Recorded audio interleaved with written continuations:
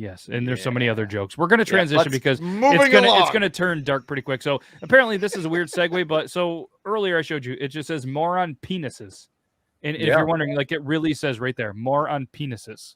So New York Post, I feel like we could have a lot of fun with this. Like if the proper articles were talking about penises, right? And then it just kept segueing. So the first one. Tune into Beard Laws. We're going to have some fun with penises. And we are not a political show, so we're not trying to get into the vaxxers, the unvaccination. But one of them says, the first one says, doctors warn men to get COVID vaccination. Do it for your penis. I've heard this. Please, and apparently there's viral videos about save the future boners is the hashtag.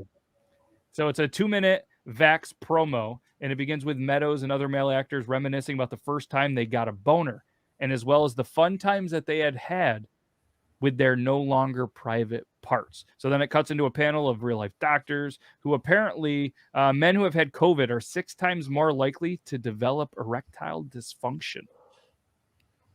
Whoa. Wow. So I believe it.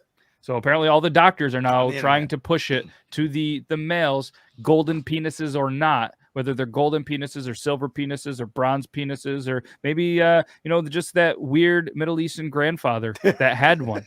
And it was the coolest thing. I'm guessing she's talking about golden teeth. Yeah, I would go with that same safe assumption. But it was a perfect. You know what? It was a perfect way. He was probably cool enough. He had both.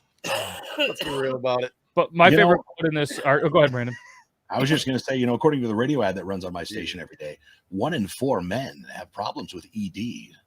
Oh, and then if people that have COVID are 6 times more likely, that's like a lot of percentage. That's so one of us in this room is going to suffer from ED. Wait a minute. We're starting to look at like the 22 a day style syndrome going on here. Hold on, though. If it's true and if it happens and people don't get vaccinated and get COVID, the numbers go up for those who did golden penis syndrome. Oh, there it is. Oh. See, and we're right back. I am rare. And we're right back. See, chess, not checkers. So the Levine, I'm not sure who Levine is because I skipped a lot of this. So we're gonna say it's the basketball player Levine. I'm pretty sure that sounds like a basketball player name. He said that he was on board as soon as he heard the idea about getting vaccinated to do it for your penis. Hashtag save the future boners.